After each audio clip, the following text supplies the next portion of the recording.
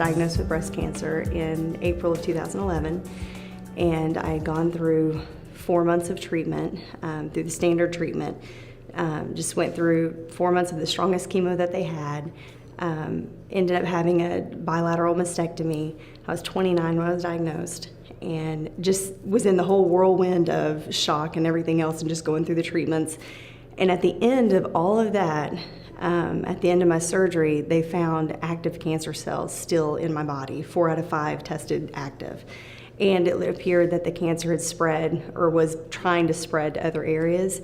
And so at that point, they wanted to start me on more chemo before starting radiation. And I started chemo again, and after surgery, and I was only able to take 2 rounds.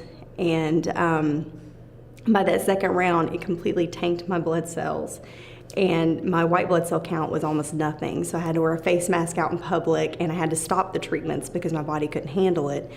And at that point, I had just enough time of waiting for my body to restore where I started researching. A friend told me about forks over knives, and at first, when they first told me about it, I didn't want to hear it because I thought, no, this is what I'm doing, this is what my doctor says I need to do, I don't want to hear anything else.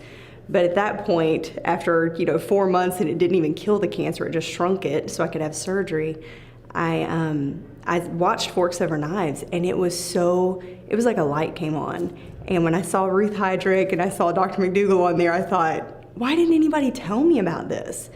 And I emailed them immediately, and they both responded within a few hours the same day. And I just asked point blank, is there any reason why I should continue taking chemo and radiation?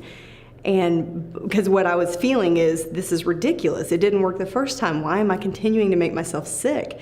And they both responded. And Dr. McDougall sent me articles on breast cancer and nutrition. And Ruth Heydrich also shared with me her story. And so that's how I first found out about Dr. McDougall.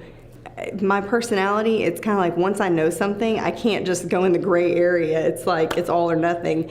And when I saw that documentary and I knew the truth from there, my eyes were open to it. I made a 180 turn right then and went completely vegan the next day, and actually the same day. And I got as much information as I could, like from the website and from my local stores, and I just started implementing what he taught right then. And that was in November of 2011. And I knew right then the only way that this could really be implemented in a lifestyle is if I went to the 10-day program, where I could I'm very hands-on learning. And I knew that was the only way I could really make this change, lifestyle change. And so I didn't have the funds after going through, almost a year of treatments and cancer treatment and all of that. I didn't have the funds to do that. And so I just shared with my friends and family what I wanted to do. And my coworkers, my friends, my family, they actually created a web page where people could donate online, and people I didn't even know gave money. And I get choked up thinking about that. But I mean, all these people gave money so I could come to the 10-day in March. And it was phenomenal. I mean, I went, and I was able to learn hands-on, okay, this is the practical application of how to do this. And I tend to make things so complicated in my own head that going to the 10-day, it just broke things down so simplistically. And I was making things harder on myself than it actually had to be. And so by going there, I learned just those practical applications from Jeff Novick, from Doug Lisle, from Dr. McDougall of, okay, this is how you make this a lifestyle. It's not just a fad diet. This is how this is what it is. And meeting the incredible people that I met, we created our own little Facebook group, and we've kept in touch and encouraged each other. And that was phenomenal. So going to the 10-day, I brought that home. That was in March of this year. And when I met with Dr. McDougall, my favorite part about the whole thing is I'd had so much for the last year, just cancer on top of me. Because I was diagnosed with an aggressive stage 3 breast cancer. And it was an invasive stage 3 breast cancer. And he told me, I mean, everything was just, oh my God, it's cancer. And what my doctor had said is, basically the rest of my life is going to be all about cancer. And what she had told me is, from the beginning, you're going to have, you're going to have chemo, you're going to have all this chemo, then you're going to follow it up with surgery, then you're going to have radiation, and then for the next 5 years you're going to take drugs, and then you're going to come in every year, every 3 months and have scans, and it was just your whole life is going to be about cancer after that. And I sat down with Dr. McDougall, and he just looked me in the eye and he said, you need to start living again, really living. Go on dates with your husband. He's like, the last year of your life has been nothing but about cancer. He's like, there's no reason for that. Go on living and take your life back. And when he said that, I was sitting in his office, and it was just like I felt this this weight come off. My eyes filled up with tears, and it was like I could breathe for the first time. And when I left, and he did tell me, he said, you need to concentrate, because I was quite a bit overweight with the chemo. Most cancer patients lose weight with chemo. Young breast cancer patients tend to gain weight. I knocked the bars out of that one and gained a lot of weight. And he told me, he said, you do need to realize that since the cancer was stage 3, by that point, it had already gone all over my body. It had been there for over 10 years probably. And, not to have the false sense of, oh, I'm cancer-free, I can just live however I want.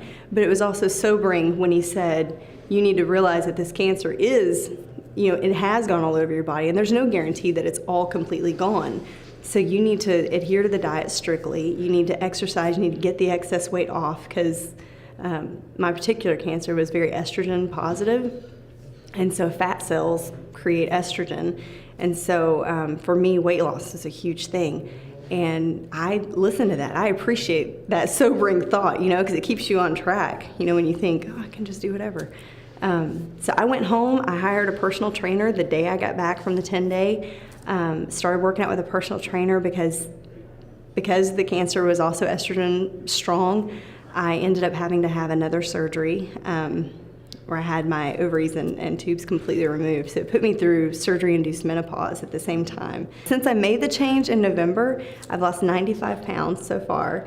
And I went from a size about 22 plus. I kind of stopped checking after a while. It was just huge. But I went from about a 22 to now I'm currently in a size 8'6", around there, and I'm still losing. So I've never felt better. I've never been healthier. And I've posted everything through my Facebook page. All the people that sponsored, that gave, they all follow on Facebook, and a lot of them, I'm so encouraged, not all of them, but a lot of them have seen the changes, and they've asked me out of genuine curiosity, tell us what you're doing, what you've done. I have an uncle and a cousin and their whole family that totally went vegan. They went McDougall, and I was like, yes, because they live in Texas, and it's like steak and potato place, and they've totally changed. My mom, she was diagnosed last year with type 2 diabetes and had arthritis really bad, and had to have knee surgery and all of that. In January, she actually made the change. I had sent her a link, and I was like, look, just check this out, because she was on the diabetic diet and was still struggling with her sugar and all of that. And I just sent her the information. I was like, look, just look into it. And she did. She finally did after a while, and she made the change in January. She went from like a size 12 to a size 4, and her doctor was blown away, because after the first 3 weeks of doing it, her triglycerides had come down, and he had never seen that. He was blown away. He said, just keep doing whatever you're doing. And she's kept with it, and her medicine, he's actually halved her medicine, and he said, keep tracking her, and he's going to completely take her off. And her arthritis hasn't had any problems at all. It's basically gone away. I had a complete physical in January, and they looked at everything. Everything was excellent then. All my numbers were great. My doctor said everything was good. I had my last scan, CT scan and PET scan, had all that done. That was in February, I believe. It was right before I went to the 10-day. And everything, I'd been following it since November, and there was absolutely no cancer in my body at all. Nothing lit up. All my numbers, my blood work, I had my blood work done again in June, and all my blood work was perfect. It was excellent. And I talked to my oncologist because, after going in the 10-day, I became Dr. McDougall's patient. So I always write him and ask, okay, this is what my doctor's saying. What do I need to do?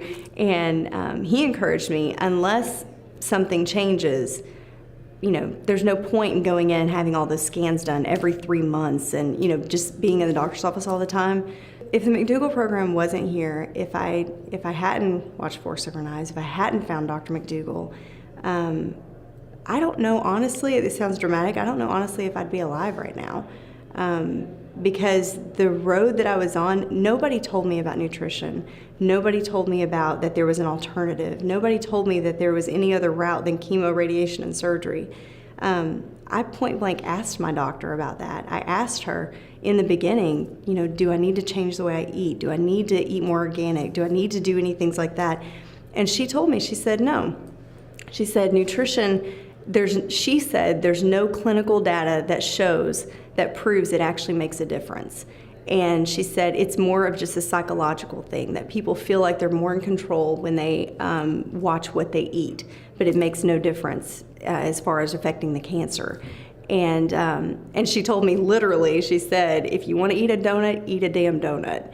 And so I did that, and I saw the results from it. I mean, I ate whatever I wanted. I ate whatever I could get down. I ate comfort food. I didn't change anything health-wise. And I saw other cancer patients, they would be in there getting chemo and they'd be drinking Cokes and, eating burgers and stuff just because the doctor said basically, whatever you can get down, that's what you need to eat. Don't worry about, food. And if I would have done that, I don't think I'd be here. Because what their prescription was after 4 months of the strongest, because I had dense dose treatments, so it was stronger doses in shorter amount of time. After all of that, the strongest chemo they had to offer, it didn't kill any cancer, it just shrunk it. And then their prescription, when it didn't work and the cancer was still there, is they wanted to give me more chemo. And so if I would have stuck with their treatments, I honestly don't know if I'd be here, because it would have just been chemo after chemo after chemo, and then radiation on top of that. And I met with the radiologist because I wanted to be informed. I wanted to make good decisions. I met with him for over an hour asking questions, pointed questions, and it doesn't increase your overall mortality. All it does is if there's recurrence in the exact spot where it first occurred, it'll prevent that from happening. But it doesn't make your lifespan any longer. And all those drugs just weaken your body. It weakens your immune system. I saw that from, having to wear a face mask out in public and to go to work. All it does is tear your body down. It doesn't do anything to build it up. And it also increases your chances of leukemia, of other cancers. Weighing the options, just logically speaking, looking back from, you're wanting me to tear my body down and possibly give me more cancer to potentially stop any recurrence. It makes no sense at all. And so I thank God that I found Dr. McDougall, because nobody had told me that was a legitimate option. And I didn't want to go see, there's so many alternative therapies out there. And what I respected about Dr. McDougall is that he's been doing this for over 3 decades, that he has scientific evidence. He doesn't just tell you, well, I feel this is a good option. He shows you, here's the case studies, here's the scientific evidence. And that gave me comfort, that it wasn't just his opinion, but he's got scientific evidence that backs it up. And now I'm living a healthy, medicine-free life. I'm on no medicines at all. I'm healthier than I've ever been. And I'm completely cancer-free, and I'm gonna stay that way, because it only makes sense.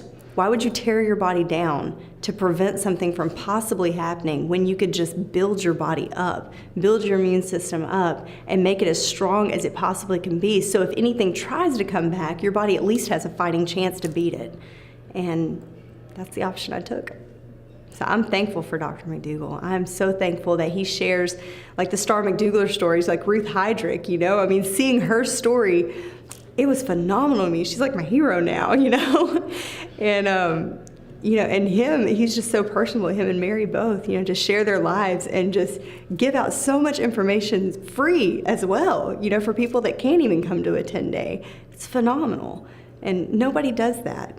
So I'm thankful. I really honestly believe that I'm here today because of them.